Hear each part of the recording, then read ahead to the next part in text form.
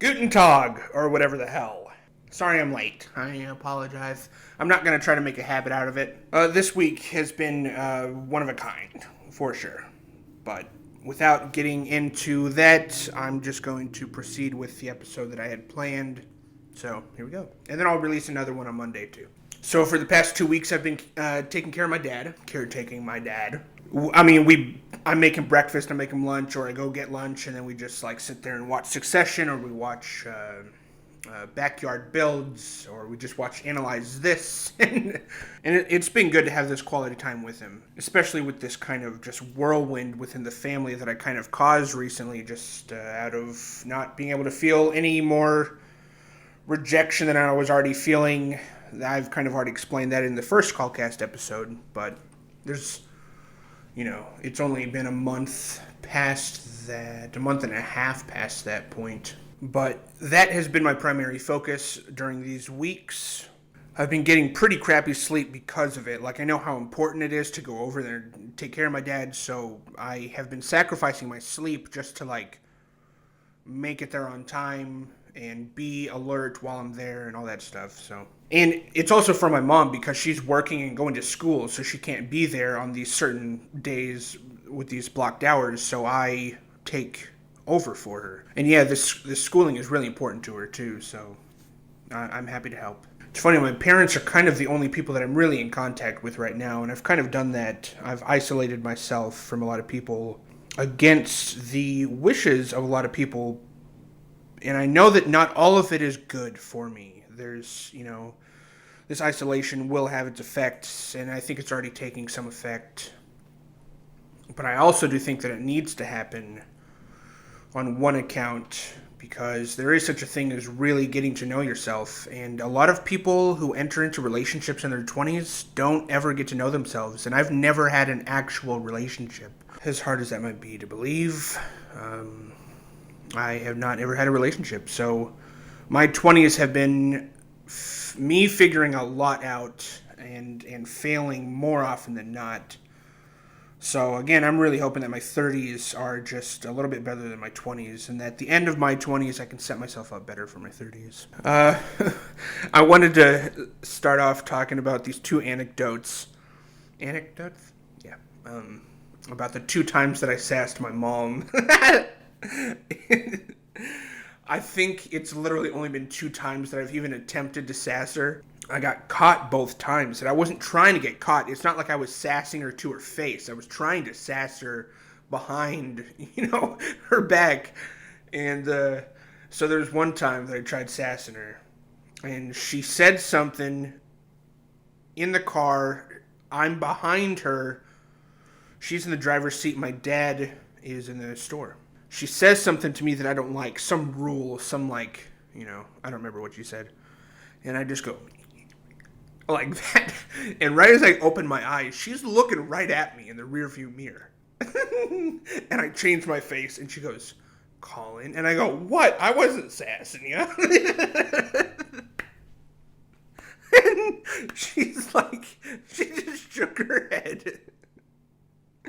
I'm not even sure I got in trouble. It was just so pathetic of an attempt. My mom was just like, what an idiot. So, that was just more embarrassing than anything. You didn't even need a punishment at that point. The embarrassment was plenty. Then there was one time in Brazil where I'm in the kitchen with my mom, and she has her back turned to me, and she says something that I don't like again. I turn around going, like that. I'm not making sound or anything, but I turn around, and as I'm sassing, I meet eyes with my dad. And I'm like, oh! And my dad goes, what was that? And he, I don't remember. I blacked out after that. So I really, did not make it a habit of sassing them, but I did try a couple times to no avail. I don't even know what it was for. What was the sassing for? It was just... Then there was one time in Brazil that I'm sitting kind of in the same positioning as, the first story. My dad's driving this time. We go to a video store, and he doesn't let me go inside. And so right as he starts getting out of the car, he goes, no, you can't come inside. But I thought that he was already, out of the car enough for me to do this, but I threw my head back, and he caught me in the rearview mirror. Again, he was, like my mom. He looked and was really, really not happy. So, you really just couldn't show physically what you were feeling in a disrespectful way. Obviously, that's completely understandable. But those three times popped into my head this week, and I had to share those. I wonder, if anybody else has some sassing stories or whatever. And I mean, that's super light compared to like what I imagine a lot of families go through with like, parent-child relationships. They're a hard thing to navigate, and there's no manual for them, and ups and downs for sure. What other cliche bull crap can I say right now? You guys ever do that when, or notice it when somebody's talking to you, and they'll try to, like, comfort you? Like, oh, man, it is what it is, or whatever, and they just use, like, a very common phrase to help with your situation and how you're feeling, and it's like, you didn't even need to waste those words because they just drop to the ground. Like, they're literally nothing. Like, oh man, you just got to get over. Plenty of fish in the sea. Go screw yourself! Yeah, but it was really hard to catch this one. It was kind of hard. I don't want to go through the whole thing of trying to catch him again. Like, I've been through so many talking stages. I'm done. I just wasted 6 months with somebody. Complete waste of time. They just blocked me 2 days ago, officially. I thought I was blocked for a while, but apparently I wasn't. There was just like a snafu with their phone. Apparently. But we had like a 3-day fight recently this week, which is part of the reason I didn't. I have trouble making content when real life circumstances, consequences are happening. It's hard to make myself do and be funny, do comedy, when I'm feeling rotten about what is happening around me. In fact, I will, because out of necessity, I need to keep making content, but the content that I do make, a lot of times, it will just reflect how I am feeling, so then it doesn't click with people, and it'll get like 5,000 views. Which, on my account, you would think would kind of be impossible to get that low of views, but it is. So when they don't perform like that, I just remove them, because it's not the comedy that I want to put out there. It's not the comedy that I want to represent, because it's not clicking with people. It's just like angry and bitter, and I just spit right now. I was actually just like businesses, rabbit trail, businesses are kind of like putting masks back on and glass back up and all that stuff. So I was just at a business and he had his mask on, but they didn't have signs up. I didn't need to have a mask.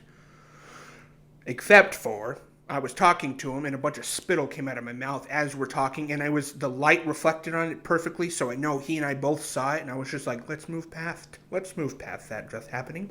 Because that just can't happen nowadays. He probably unfollowed me on TikTok after that. Because he does follow. Alright, well, this podcast has gotten away from me just a little bit, but stuff that I wanted to talk about, I wanted to give you guys a tattoo tour. And I'm sorry, I'm so scatterbrained. I'm all over the place today, but hopefully you can just kind of bear with me and listen to my voice. Listen to my voice as I sprechen.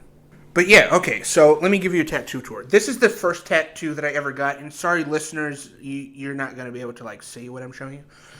But on YouTube you can. This tattoo right here is a tribal Trinity tattoo. The Trinity is the Father, the Son, and the Holy Spirit, and this is just a tribal design that I got when I was 18 in Brazil. On the same day that my older brother, we went and got tattoos together. Not the same ones, but he got two big old tattoos on his forearms right here that, like, they link when he does this. It's pretty cool. But that is my favorite Bible verse, the two favorite Bible verses that I have. March? Did I just say March? But yeah, anyways, this is Psalms 121, 1 and 2. I lift my eyes up to the hills. Where does my help come from? My help comes from the Lord, the maker of heaven and earth. Okay, that was a little hard. My hair's getting too long. Okay, so there's that tattoo. And then, how can I show this tattoo? This is a tree that looks a lot like J.R.R. Tolkien's designs, the author of Lord of the Rings. Maybe I can show it like this. Huh? Maybe? I'll just show you like this. So right here, you have my dad, my mom, older brother. I would be right here in the lineup. I didn't put myself there. I thought about putting myself here, though. So, yeah, I got that. And then I got a word armband with 3 words that read art, expression, and verite. In the art realm, there's artifice and there's verite. Artifice is your, like, fake, belligerent escapism, like Jurassic Park and Avengers and all that stuff. And then you have verite. I'm specifically talking about film here, but, these are both occurring in each realm of, what am I trying to say? Like, painting is going to have artifice and verite. Music is going to have artifice and verite. I don't know about that, actually. Maybe. Oh, that's a weird concept. Artifice and verite in music? I don't know. Huh. Yeah, I'm sure there are arguments that you can make there.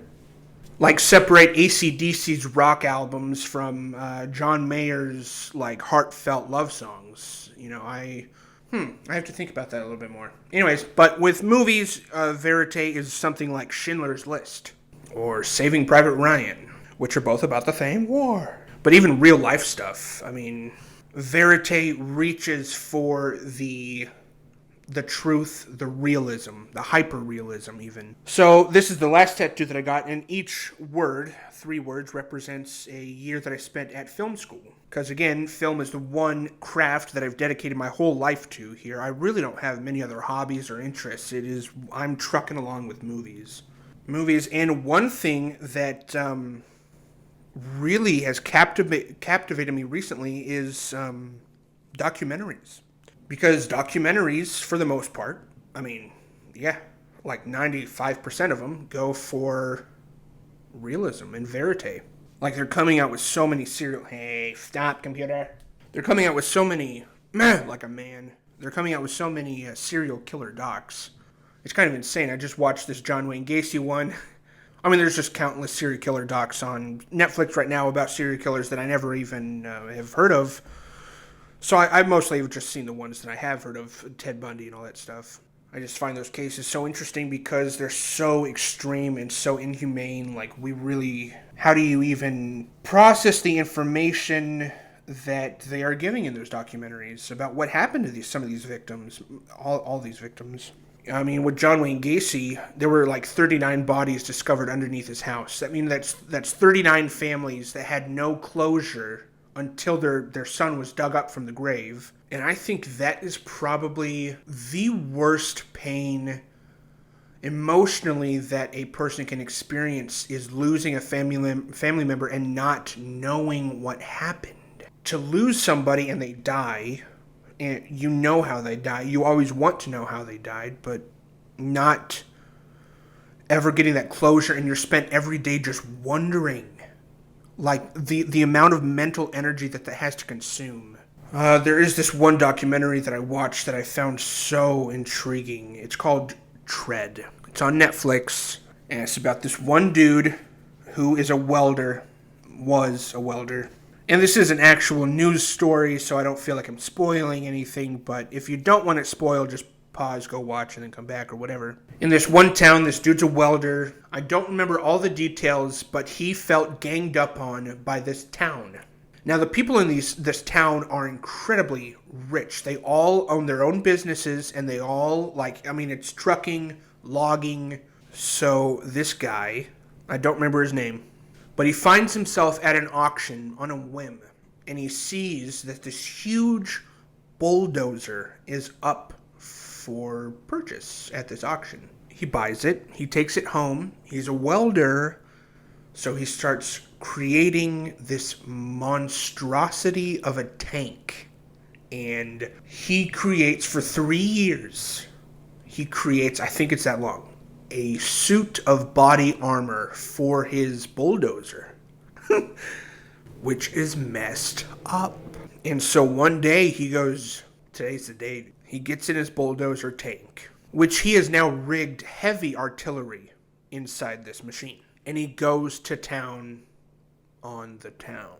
The town of Piscalante. That's not the name of it. I don't remember the name. And by that, I mean he destroyed 7 buildings. He went and targeted all these buildings in this town. He was at this for hours. Nobody could stop him. Nobody could even penetrate the armor. All the cops were there until the moment where his tank got stuck. He couldn't go any further. He pulled out his pistol and just offed himself. Coward.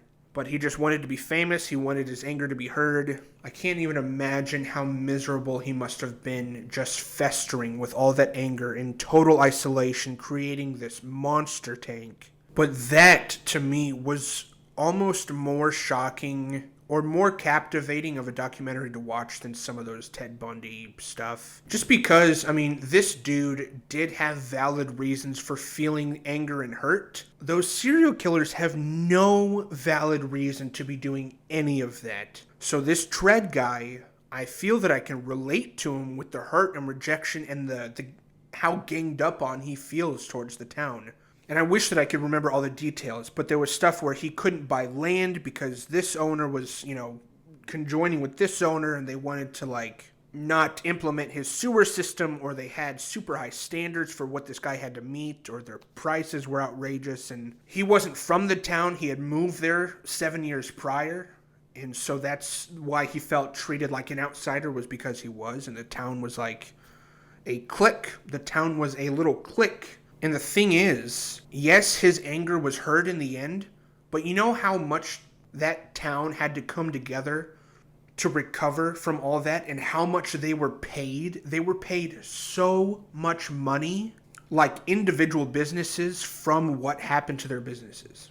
So if anything, he just created more family-like, clique, tight closeness in this town, and really taught them no lessons whatsoever. Because when are you ever able to teach somebody a lesson with anger? I know that there are arguments out there that, yes, it does work. Intimidation does work, or the righteous anger does work. Parental anger to a kid, but you have to go about it the right way. But yeah, Tread is a very shocking documentary. Not graphic or gory or anything, but a very intense watch. Very, very memorable. I'd be interested in turning it into a movie at some point. But anyways, what about you guys? Do you guys like documentaries? Have you watched any good ones recently? I like docuseries too. I love docuseries. I just watched one about Bill Cosby. I watched the Michael Jackson ones. And those ones are shocking for whole other reasons. Hey, stop. I'm doing a podcast here. Or even the Woody Harrelson one. Anyways, next topic. My pitch pilot that I filmed last year that is going to be submitted to all these streaming services has now been submitted to Disney Plus, Netflix, and Apple TV. In the next few days, it's going to be submitted to Hulu, Peacock, and Amazon Prime. So that is 6 streaming services that will at least be looking at me on screen. Even if they don't pick it up, even if they don't pick the series up, they will still watch me in a performative whatever. And who knows? They could like me. They could be like, you know what? We're not going to pick up this show, but why don't we cast that dude in something? Who knows? The possibilities are endless. So this pitch pilot I talked about in a previous podcast. I can't remember which one, but it's with King Batch. I don't know if you guys know King Batch, the influencer from Vine. So we filmed the pitch pilot. We go to the director's house that night. We're standing around, and some of the guys are like lifting weights and stuff, and I obviously was not going to do that. And the director has a bunch of kids running around and all that stuff. And during this, King Batch makes a fat joke about me. And it made me snap at him. And I went, hey, you don't effing know. In front of all of the director's kids and all that stuff. Not even thinking. Like, I said it, and then I immediately was like, I'm so sorry, dude. I apologize. And they're like, what's that mean? And I was like, nothing. It's not even a word. The director came up to me later and goes, yeah, I'm not into that. I was like, I'm so sorry, forgive me. I felt so bad, but it just made me snap.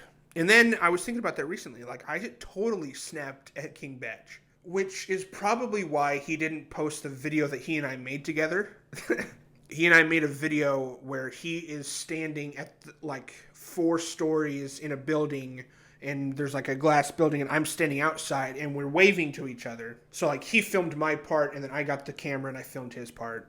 But in my part, I did something, and I completely, did a Jerry Lewis pratfall. I fell on the cement, and it really hurt. But it was really good. And Batch never even posted it. He never did anything with it. He might still have the footage, I don't know. But he probably didn't post it because I snapped at him. But hey, he made the fat joke, so maybe don't make fat jokes. I mean, I can't help it that he's intimidated by my social media presence and growing numbers, but whatever. At least I don't have to buy my numbers.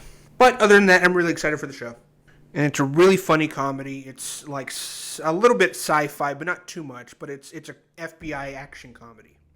On top of that, I have a meeting with a brand ambassador on Monday, and then also on Monday I have another audition due, and this is for a movie, and I would be playing some sort of like a weak henchman or something like that, but it is like an actual character. It's not just like henchman number 3. It's actually like with lines, and I think it's a pretty big part, so I'm actually super excited to get on that and audition for that.